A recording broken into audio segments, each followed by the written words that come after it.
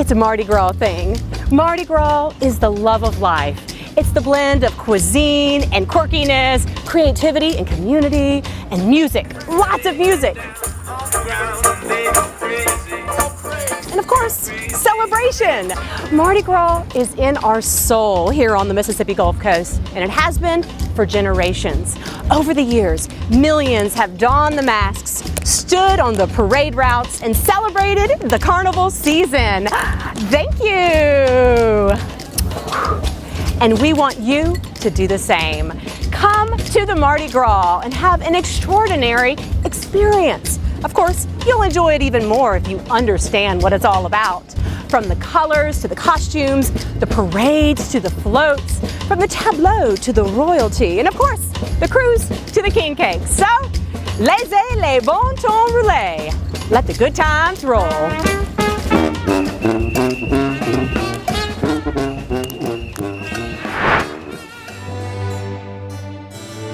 Mardi Gras history is as rich, baroque, and eclectic as those who have celebrated Carnival through the centuries. A form of Mardi Gras actually dates back thousands of years to pagan spring and fertility celebrations in ancient Greece and Rome. It is believed the first American Mardi Gras took place on March 3, 1699, when French explorers Pierre Le Moyne d'Iberville and Jean-Baptiste Le Moyne-Sieur de Bienville landed approximately 60 miles south of present-day New Orleans, Louisiana. They held a small celebration and called their landing spot Point du Mardi Gras, French for Fat Tuesday. It occurs before Ash Wednesday, when Christian Lent, a period of fasting before Easter, begins. 12th night, the night before the Epiphany on January 6th, is the end of Christmas season. And here, it's marked by turning off the holiday lights at the Biloxi Lighthouse. This signifies the beginning of the carnival season, culminating with Mardi Gras Day, which changes yearly depending on the date of Easter. On the Mississippi Gulf Coast, Mardi Gras balls and parties have been going on since the 1880s. And although a lot has changed since then, what hasn't are the colors: purple, green, and gold. Now, we'll all agree that Mobile held the first Mardi Gras celebration, and New Orleans, of course, the largest and the loudest. But here on the Gulf Coast, we have more spirit and we add more sparkle to the carnival season. It's part of our coast culture for the last 100 years. Mardi Gras is all about history, and no one knows that history quite like Susan Hunt. She's a coast celebrity, the president of the Coastal Mississippi Mardi Gras Museum. Thank you so much for being here with us. Thank you for inviting me. I'm excited to be here today. Well, wonderful.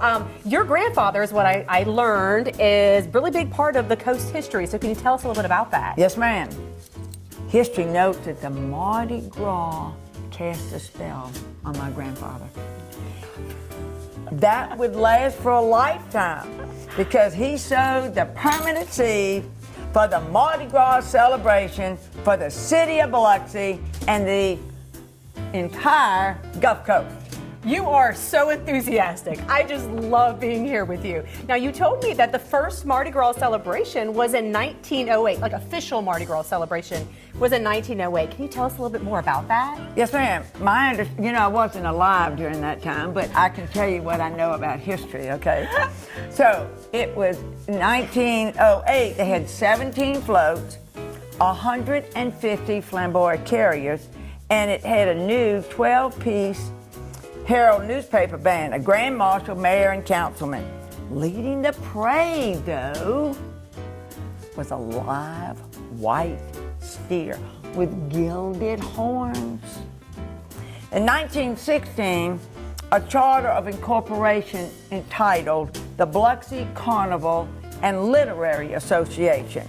And that's how the Mardi Gras became firmly established. And it was interrupted, though, during the Depression. But it was solely a Biloxi event now until 1929, when other coast cities were invited to join. Now, I don't know if you know this, but I'll share this with you, okay? Okay, do tell. All right. In about 1949, the Biloxi Carnival Literary Association was changed. to be the Gulf Coast Carnival Association. Which is what we know of Yes, today. ma'am. That's what we know as today. The Gulf Coast Carnival Association, anyone in the community along the Gulf Coast, or even if you're a visitor and you want to join the Gulf Coast Carnival Association and come back for the events, you can do that. That's all you have to do. Anyone can. Yes, ma'am. Anyone can be a member of the Gulf Coast Carnival Association. So it's not just a selected group. Anybody can be a member of the Gulf Coast Carnival Association. Are you a member? It sounds like I'm about to be. You're about to be a member. We'll send you a membership. You pay and you can participate in everything. Susan, I just love you. I have one more question for you. Okay. Were you ever queen? Was I ever a queen?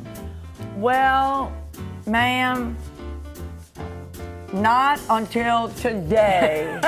And I am Queen Ixaleb, which is Biloxi spell backwards.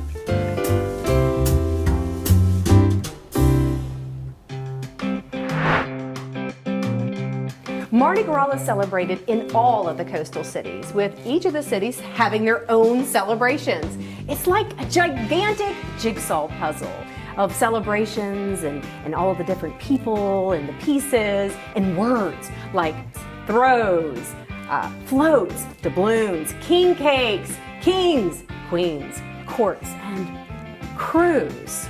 K-R-E-W-E-S. Crews. Instrumental in the coordination of it all are the crews of Carnival. Joining me now is Ann Guys. She is a member of the crew of La Masqué. Thank you for joining me. Thank you. Thank you for inviting me. Why is crews spelled with a K? Well, it's Old English, and Mardi Gras is full of traditions, and so's Old English. So tell me then, what is a crew? A crew is a fabulous organization, a social organization. Each crew has a different set of bylaws and a constitution. We have female crews, we have male crews, we have couples crews. I belong to the oldest ladies organization on the Gulf Coast, the entire Gulf Coast, and that is La Masqué. And it's the oldest. How old Yes. is it? We will celebrate our 100th anniversary next year, 2023. That's incredible. Yes. That women have had their own organization. Yes, before the men. That's amazing. We were the first. And we do, it is entirely a social function. The bylaws are written by the members. We have different groups in each of our crews. And our organization is famous for its selection of group costumes. Oh, all about the costumes. So does this coordinate with a theme? I've been hearing about themes. It does. And the elected officers that year, particularly the ball chairman, select the theme. The members of the crew do not know the theme of the organization's ball that year. So when we show up in August for our run for the costume, we are very surprised to learn what the theme will be. What is the run of the costume? This sounds really intriguing. The run for the costume is quite a challenge. You show up for a business meeting. Okay. The group leaders parade, they actually put on a fashion show for us, and they're modeling the different group costumes, which we have never seen. And then at the blow of a whistle, guess what? You literally run for the group you would like to be a part of. So you select that group based on your costume. Oh, wow. This really is fun. It is crazy fun. It is crazy fun. You would never, ever miss that meeting. Well, I think I just want to participate. What do you think? I think you should. Try a costume.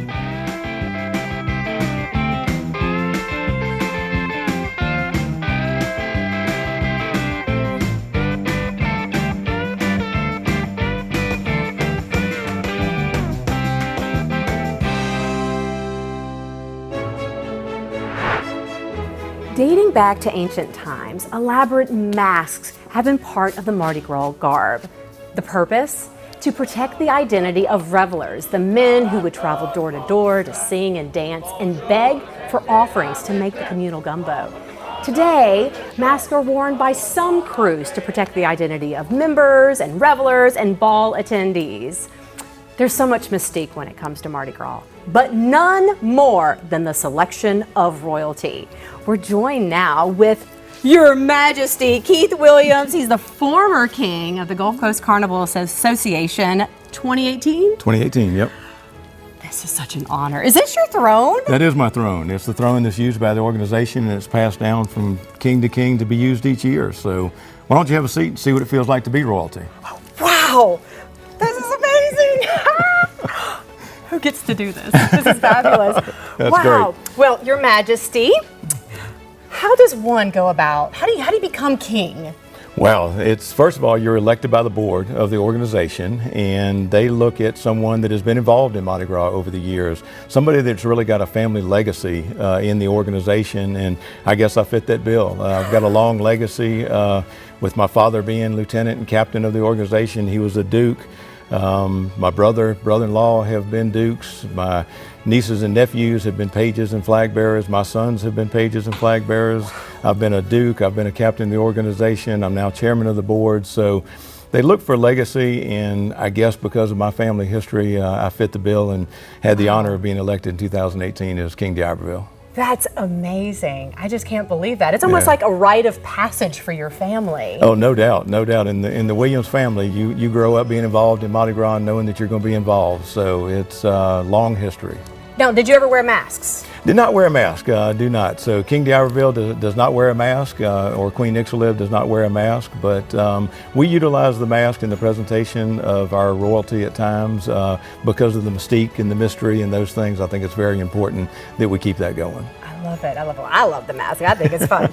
So tell me, what was your favorite memory from being king? Wow, that's kind of hard to narrow it down to one thing, 'cause there's so many things that you do. People don't understand that Mardi Gras is just not on Fat Tuesday. It's a year-round event, and all the great things of getting to know your royal court, the organization, the members, the sponsors, but probably the most important thing on all of this is Parade Day. And the thing that I love most about it was Parade Day. You know, there's 75 to 100,000 people on the streets of Biloxi waiting for you to roll down the streets, and it's just a big party, and giving back to the community is great. One of the parts in the parade, we have a special section for special needs children and adults, and the parade stops there, and King d'Iberville and Queen Ixtaliv get off their floats and hand them beads and toys and stuffed animals and those things. And when you hand them a bead, you would think that you're giving them a diamond necklace. They're so appreciative, so thankful. I get chills thinking about it myself. So yeah, it's tremendous. I have chills right now. Yeah. It's so neat. You know, I'm from the Gulf Coast. I was never on the royalty fleet so far. But I always remember going and seeing the tableaus, and that's what I think of when I think of royalty. Tell the viewer, what exactly is a tableau? Yeah, actually the tableau for us is held on Monday night at the Coliseum, and the tableau is the formal presentation of the royalty to our sponsors in the community. So the community can come and watch that, and it's a formal presentation so that we introduce our maids, our dukes, our queen, and our king. So the tableau is, this is who we are and this is who our royalty is. We're doing this for you, sponsors, and you, the community. It's a formal presentation of the royalty.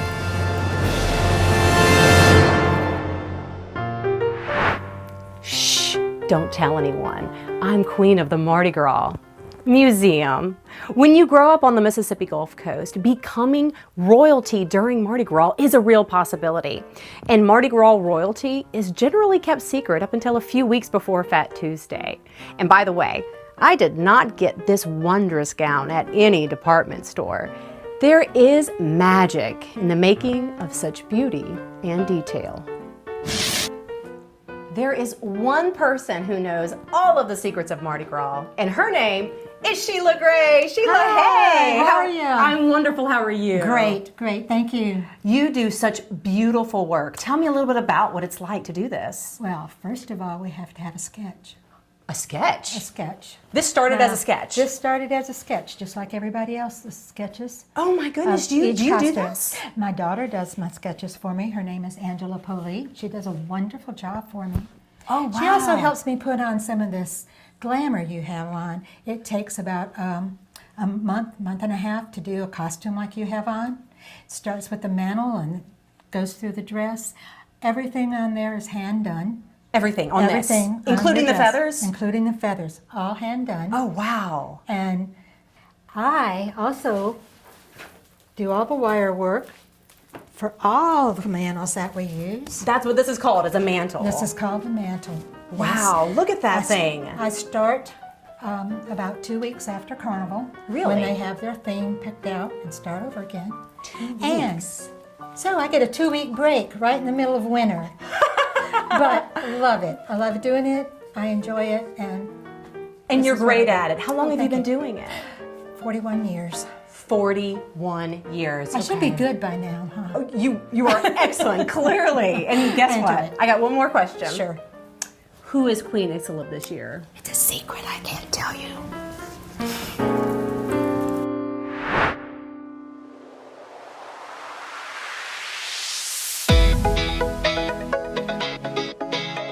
Parades are the backbone of Mardi Gras. They're thrown throughout the entire carnival season on the Mississippi Gulf Coast, all the way from Wakeland to Pascagoula. They're designed to draw large crowds. They're also a good way to gain recognition and show off.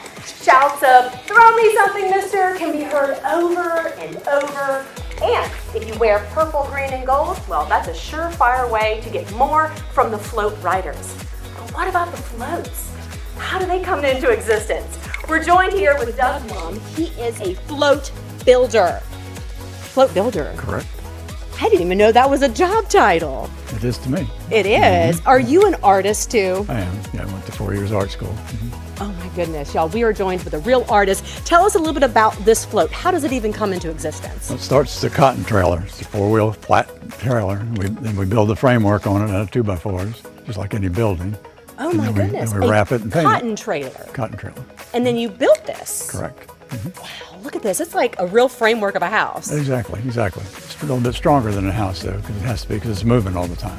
A generator on the back for power, and we have wiring on there for lights and for all the music system, sound system. And you said that you paint these or wrap them. Right. You painted this All yourself. these three are, they're all hand painted. This looks like a king float, by the way. This is the king, and that's the queen next to it, and this is the captain's float. You are such a wonderful artist. How long does it take for you to build and then paint these? It takes about a month, the whole thing, start to finish. Now tell me, what is something that the viewer or the spectator doesn't know about this float that you want to tell them? Most people don't know there's a bathroom on each float. There's a bathroom on the float. People are on there all day long, Mardi Gras Day, from the beginning of the parade till the end, so they can't get off while the parade's moving, so you got to go somewhere. Yes, you do. Well, this just reminds me that if you're seeing a parade, don't forget to look at that float, because this is truly a work of art.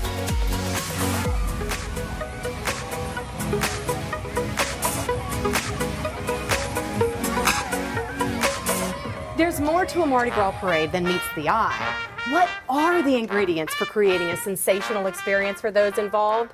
Well, we're joined here with Paul Arguelles. He's a historian for the crew of Neptune, and a little birdie told me you were also the captain for many years. That's true, I was. What exactly does the captain do? Well, the captain and officers do all the work. What about the king? The king is royalty. He enjoys the festivities. I didn't know that. Yeah. So what all does it take to put on a parade? I love parades, by the way. There is a tremendous amount of work that begins almost immediately after carnival season ends. We plan meetings with local officials, the police department, the fire department. Then we secure the route for the next year. Once that's in place, we contact our float builders for theming, and then we start contacting bands, local bands, high school bands, and college bands in the summertime so that they can plan to be at our parades as well. Wow, that's a lot of planning. You know, bands, that's my favorite part. That's everybody's favorite part. I love the bands. But you know what else I love? Throws. Tell us a little bit Throws. about the throws of a Mardi Gras parade. Throws have come a long way. Nowadays, everybody likes the custom throws. We have imported. They have to be ordered very early. So in the mid to late spring, those orders have to be in. We get artists, local artists, and even amateur artists to design beads for theming for the cruise and for the royalty. And they are ordered, and they have to be ordered early, so they're here in time for the parades. And you know, to catch one of these in a parade is just like, Yes, it's precious, precious. it's for an sure. amazing experience. And look at this, isn't that beautiful? It's like custom, totally custom. And you know what else is fun? What about this? Tell us about these. These are throws. The kids love the fun, pushy things, this type of thing, and the stuffed animals. And then doubloons. The history of the doubloons started as wooden nickels. And the doubloons were thrown, and they were actually used as coupons at local businesses. Nowadays, the doubloons are mostly aluminum, and they have the theme on one side, depicted on one side, and the organization crest on the other side. And they're highly collectible now. People really love the doubloons. I love doubloons. I love hearing them hit the ground. It's so wonderful. And you know, growing up here on the coast, I can't ever even really remember a Mardi Gras parade really being canceled. Do you remember them ever being canceled? Very rarely is parades canceled. I can recall that during World War I, World War II parades were canceled for several years. But even when we have tragic hurricanes, you would think we would cancel, but if the roads are in good condition and the city allows it, and we have floats that will roll, they roll. And as far as ingredients are concerned, one of the most essential for carnival season is food. We're over here at Mary Mahoney's. It's one of the oldest buildings in Biloxi, and the one and only Bobby Mahoney, he's going to share with us some of his secret ingredients to traditional Mardi Gras foods.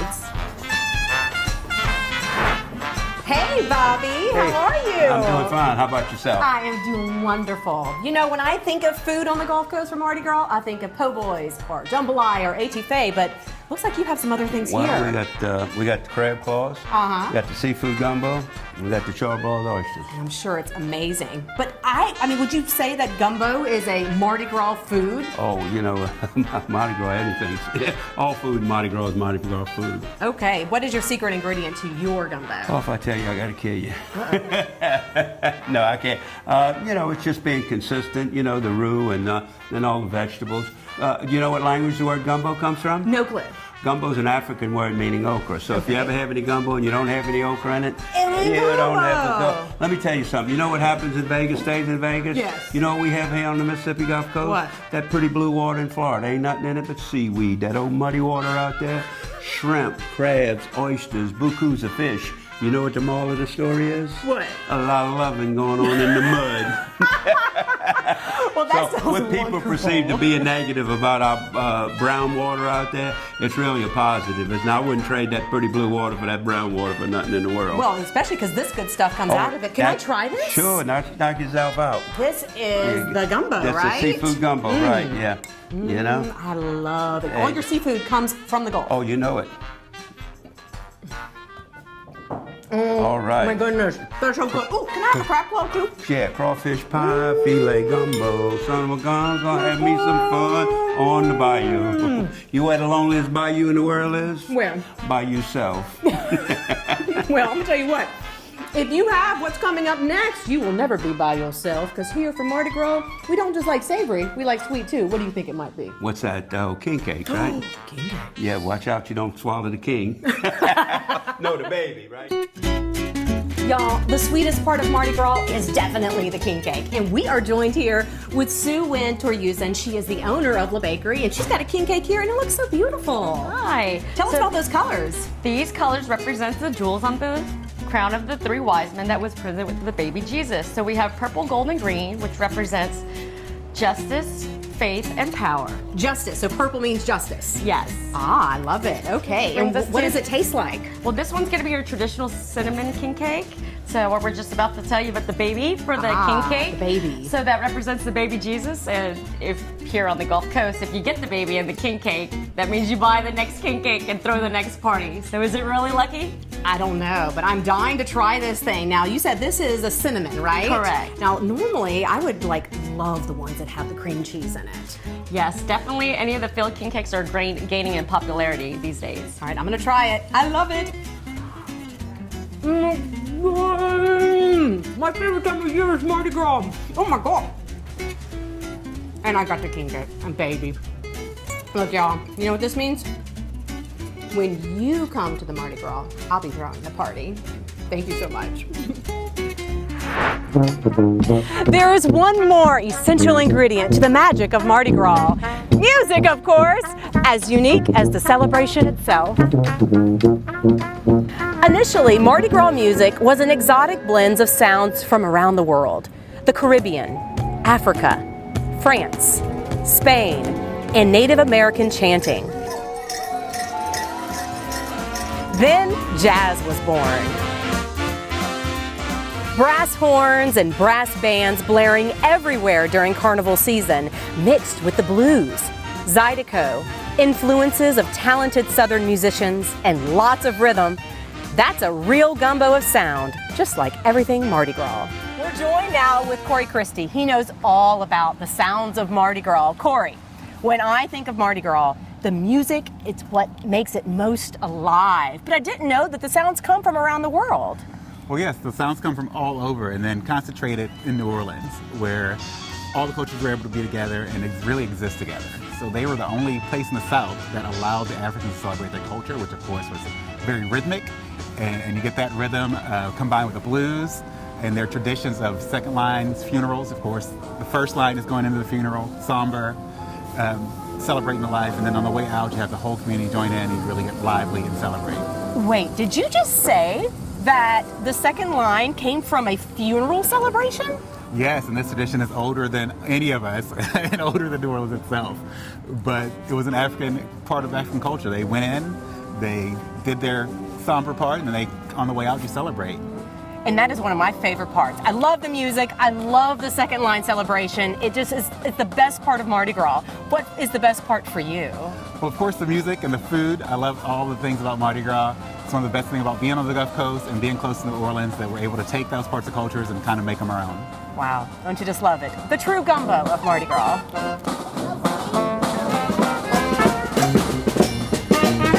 Mardi Gras is definitely in our soul here on the Mississippi Gulf Coast, and we hope it gets into yours too. Remember, laissez les bons temps brûlés. Come to the Mardi Gras.